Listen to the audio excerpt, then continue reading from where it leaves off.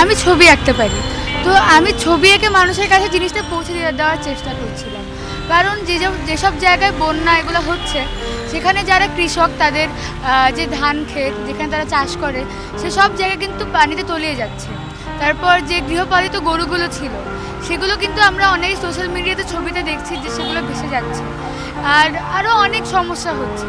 তো আমরা চাচ্ছিলাম যাতে ছবি আঁকতে পারি, আমরা ছবি এঁকে মানুষের কাছে পৌঁছে দেওয়ার চেষ্টা করছিলাম। যেরকম আমাদের অনেক বড় বড় যারা আছে, আমাদের অভিভাবক যারা, তারা অনেকেই টাকা দিয়ে হেল্প করছে, জামা দিয়ে হেল্প করছে, খাদ্য দিয়ে হেল্প করছে। তো সেভাবে আমরা শুধু সরকার একা কাজ করলে তো আর সব কিছু সম্ভব হবে না। যদি আমরা সবাই এগিয়ে আসি তাহলে জিনিসটা আরও বেশি ইজি হয়ে আসবে। তাই মূলত আমাদের এই জিনিসটা করা।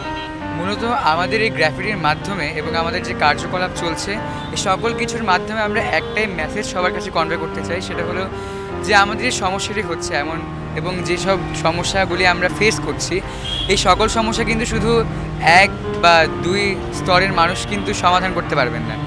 আমাদের সকল স্তরের মানুষকে সকলভাবে আমাদের সাহায্য করতে হবে। যেমন আমি একজন স্টুডেন্ট, আমি ছবি আঁকতে পারি, আমি এখানে ছবি এঁকে মানুষের মধ্যে জনসচেতনতা বৃদ্ধি করার চেষ্টা করছি। এবং অন্য স্তরে যারা মানুষজন আছে, যেমন যারা ব্যবসায়ী, তারা নিজেদের মধ্যে একটি ত্রাণ তুলতে পারেন, মানে বিভিন্ন ডোনেশন তুলে তারা হেল্প করতে পারেন।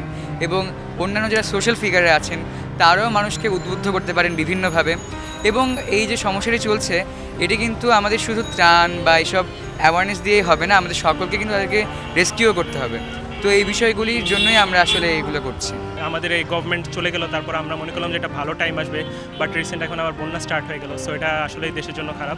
সো আমরা যারা স্টুডেন্টরা আছি, আমরা যে যার জায়গা থেকে পারছি আমরা হেল্প করছি। যে বিভিন্ন অর্গানাইজেশন আছে, আলসুন্না ফাউন্ডেশন, দেন আরও বিভিন্ন অর্গানাইজেশন আছে ঢাকা ইউনিভার্সিটিতে, ওখানে আমরা ডোনেট করছি। সো আমাদের পার্সোনালি একটা গ্রুপ আছে, ওখানে আমি আমার সব ফ্রেন্ডরা আছি। আমরা গ্রুপে থেকে একটা উদ্যোগ নিয়েছি যে যেরকম পারে নিজেদের জায়গা থেকে ডোনেট করব।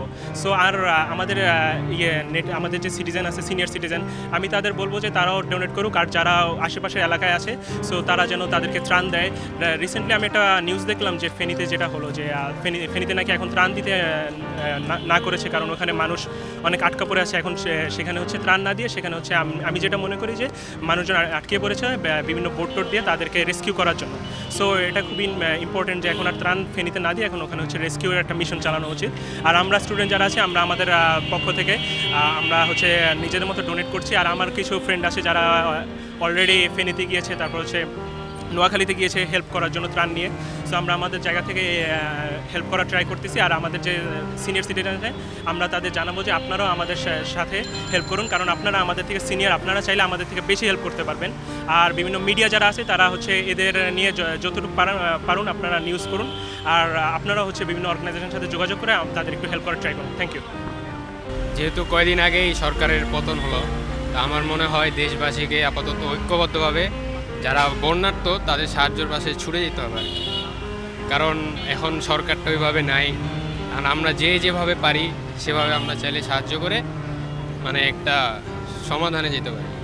সুন্দর একটি দেশ গড়ায় সকলের সহযোগিতার মাধ্যমে আমরা এটা করতে পারি।